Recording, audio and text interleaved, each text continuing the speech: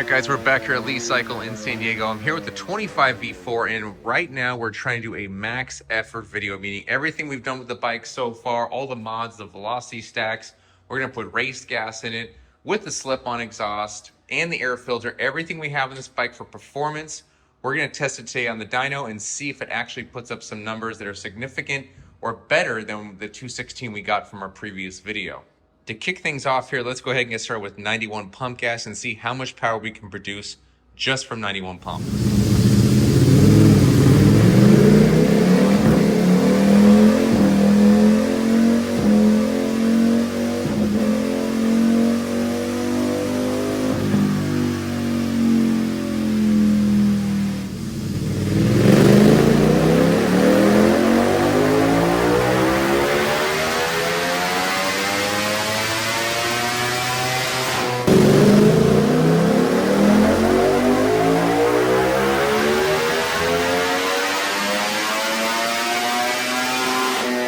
Okay, we're done with pump gas testing here. We got some impressive numbers from the bike here. We got a total of 207 rear wheel horsepower with 86 foot-pounds of torque. This is impressive for pump gas, seeing as when we first came in here with the Stage 1 package, it made about 200 wheel horsepower. Now it's time for some race gas testing. So the first thing we gotta do here is open this tank up. And let's get the 91 pump out of there and get some MR in. Now that the MR is in the tank, it's time to see exactly what the bike can do. Let's make some pulls.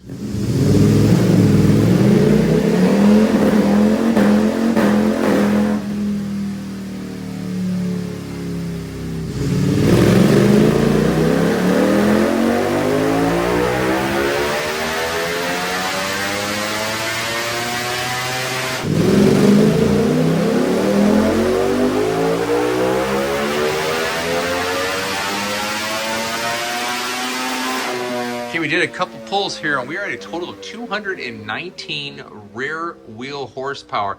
Now, keep in mind, 216 is what we had before. Now, let's go ahead and line this up because 216 from before was without our velocity stack. So obviously our stacks are doing something here.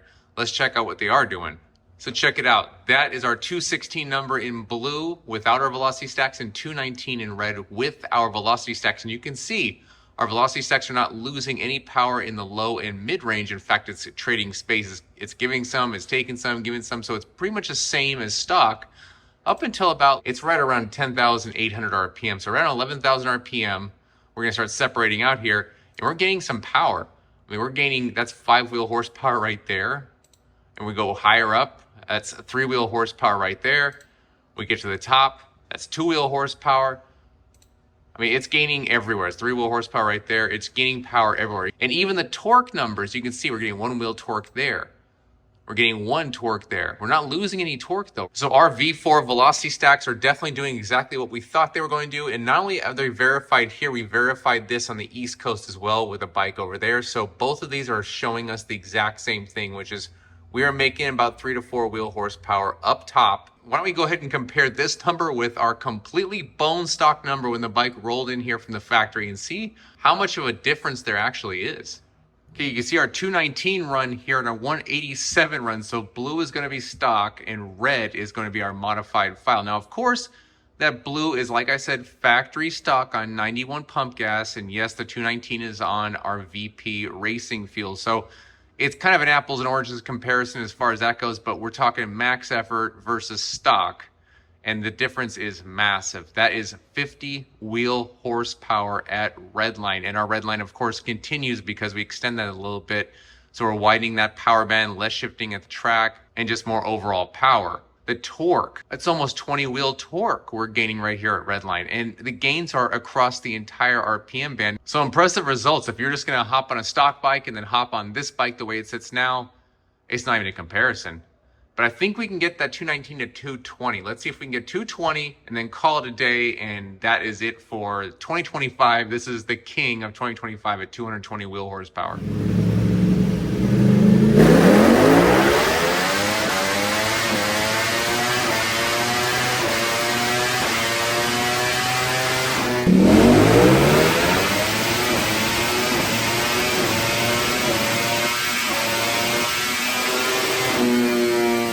Okay guys, that's it. I'm calling it a day. That is 220 rear wheel horsepower, yes, VP Racing fuel, our velocity stacks, a Sprint Performance air filter, the Acura slip-on system.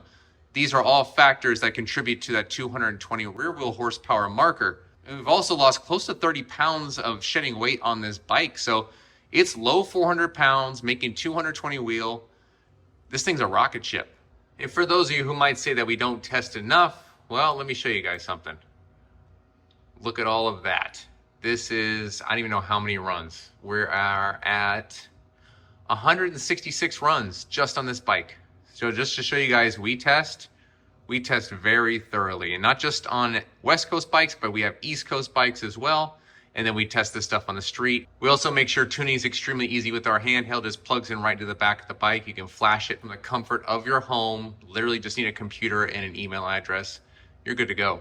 Now, I know you guys keep asking about the RSV4. Yes, whenever the 2025 RSV4 gets in America, because we haven't seen any yet, we are gonna have one on the dyno, and we will compare it next to this bike mod for mod.